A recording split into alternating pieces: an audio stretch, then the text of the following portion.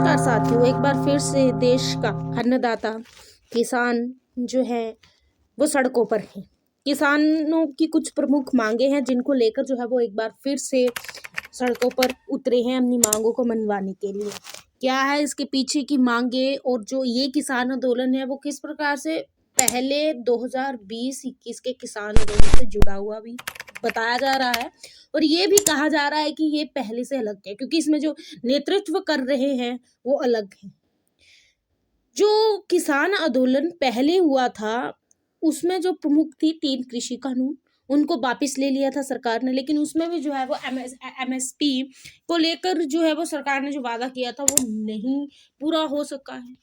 अब इस संबंध में माना जा रहा है कि पहला किसान आंदोलन कृषि कानूनों को रद्द करने के लिए हुआ था। बाद में उन मांगों को मान लिया गया था, 3 कृषि कानूनों को वापस ले लिया गया था और आंदोलन खत्म हो गया। अब आपके मन में ये सवाल होगा कि इस बार आंदोलन क्यों हो रहा है, तो आज इसी वीडियो पर मैं जो है वो इसी पर चर्चा करूंगी। इस बार जो है वो नारा है दिल्ली चलो आंदोलन, जिसकी जड़ें दिसंबर में जो है वो उग गई थी, क्योंकि तब भी किसानों ने कहा था कि यदि हमारी कुछ मांगे हैं, यदि ये पूरी नहीं होती हैं तो हम जो है वो 13 फरवरी की तारीख को दिल्ली चलेंगे, भारत बंद का जो नारा दिया। कृषि मंत्री अन्य मंत्रियों के बीच बैठक हुई थी, लेकिन उस पर भी जो है वो अंतिम सहमति नहीं बन पाई थी। अब पूरी दिल्ली में धारा 144 लागू हो गई है सीआरपीसी की। आपको इस बात का पता होगा कि 4 व्यक्ति इकट्ठे नहीं चल सकते, लेकिन जब आप देखेंगे तो किसानों के गुटों के गुट जो है वो कैसे इकट्ठे होकर जा रहे हैं। तो इस बार जो नेतृत्व कर रहे हैं उसमें प्रमुख हैं किसान मजदूर मोर्चा के एम इसमें 250 से अधिक किसान संघ अलग हैं, संयुक्त किसान मोर्चा गैर राजनीतिक, इसमें जो मुख्य संयुक्त किसान मोर्चा है वो शामिल नहीं है, ये उनसे जो अलग हुआ है गैर राजनीतिक वो है।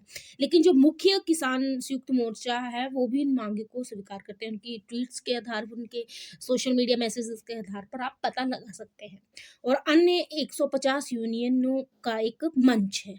अब ये इकट्ठे होकर जो है वो इनकी मांगे प्रमुख क्या है। सबसे पहली बड़ी मांग जो है कि उन्हें सभी फसलों पर स्वामीनाथन योग की सिफारिश की है कि न्यूनतम समर्थन मूल्य दिया जाए। केंद्र सरकार का दावा है कि वह प्रमुख फसलों को का उत्पादन मूल्य 50% का लाभ देते हुए फसलों की खरीद कर रही है।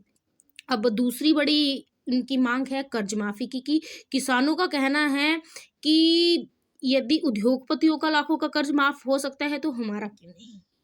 ठीक है।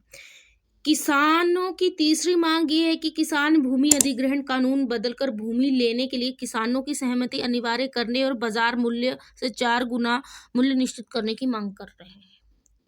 चौथी उनकी मांग है कि लखीमपुर खीरी कांड, जहां पे किसान लखीमपुर खीरी कांड में कथित तौर पर शामिल कुछ नेताओं की गिरफ्तारी नहीं हुई है तो उन्हें गिरफ्तारों को सजा देने की मांग जो है वो कर रहे हैं। किसानों की मांग है कि सभी जो उनके खिलाफ मुकदमे दर्ज हुए हैं उनको भी वापस लिया जाए। खेती को मनरेगा से जोड़े, यहाँ पे जो है वो विश्व व्यापार संगठन के समझौते से पीछे हटना किसानों की एक बड़ी मांग है। उन्होंने पेंशन की भी मांग की है कि किसान मजदूरों को पेंशन लगभग 10,000 के करीब जो है वो पेंशन हर महीने मिले। अब इस तथ्यों को भी समझना बहुत जरूरी है कि इस पे सरकार की क्या प्रतिक्रिया रही। देखिए, हम देख सकते हैं कि 8 फरवरी को जो है वो कृषि मंत्री अर्जुन मुंडा, वाणिज्य उद्योग मंत्री पीयूष गोयल जी, गृह राज्य मंत्री नित्यानंद रॉय और इन किसान नेताओं के बीच में एक बैठक हुई थी। उस बैठक में मांगों को लेकर जो है वो चर्चा हुई, लेकिन अंतिम सहमति नहीं बन पाई कि क्या करना है और क्या है नहीं। अब धारा 144 लागू है। अब इसमें हम ये चीज दे सकते हैं कि इसमें पिस कौन रहा है, आम जनता पिस रही है। ठीक है, क्योंकि दिल्ली हमारे देश की राजधानी है। ठीक है, आए दिन टूरिस्ट जो है वो आते रहते हैं दिल्ली का दीदार करने के लिए, लेकिन सबसे ये जो है वो हम शासन, जो हमारी शासन व्यवस्था है, प्रशासन को चौकन्ना रहना है। बैरिकेड्स भी हर जगह लगा दिए गए हैं। कईयों का ये भी मानना है कि ये हमारे अन्नदाता है, आतंकवादी नहीं है जो आप ये किले लगाकर जो है वो उन्हें रोक रहे हैं। दूसरी बड़ी बात यह है कि किसान भी जो है वो अब कुछ उपद्रवी बीच में जो है वो जबरदस्ती उन बैरिकेड्स पर ट्रैक्टर चढ़ा रहे हैं। आपने देखा भी होगा किस प्रकार का जो है वो वहां पे माहौल बना है। यहाँ पे हाई कोर्ट, जो हरियाणा हाई कोर्ट ने भी एक स्टेटमेंट दी है कि जो भी किसान आंदोलन हो वो शांति प्रिय हो, यानी बल का प्रयोग ना हो, शांति प्रिय तरीके से। अब ये आंदोलन जो है वो किसान शक्ति संघ के अध्यक्ष चौधरी पुष्पेंद्र सिंह जी कहते हैं कि पिछले आंदोलन के समय केंद्र सरकार ने तीन विवादित कृषि कानूनों को वापस लेने का वादा किया था, जिससे निभा दिया गया, लेकिन उसके साथ साथ एमएसपी पर कमेटी गठित करने का शीघ्र निर्णय का वादा किया था। आंदोलन को समाप्त हुए 2 वर्ष हो गए हैं, लेकिन सरकार ने अपना ये वादा नहीं निभाया है। तो ये इस आंदोलन की, जो किसानों का आंदोलन जो 2.0 है, वो इसकी मुख्य वजह ये है।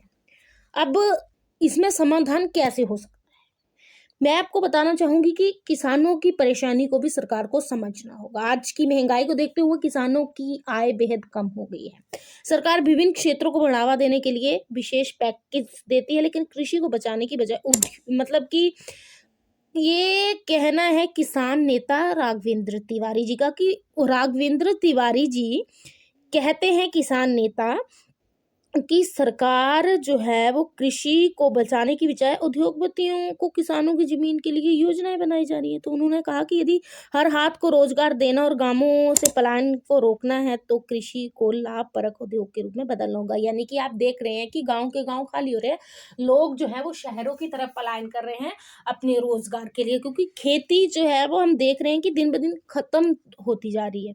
अब सरकार को इसके लिए किसानों के साथ मिल बैठकर समस्या का समाधान करना परम आवश्यक है, क्योंकि ये ना हो कि आने वाला टाइम में ये आंदोलन और उग्र हो जाए।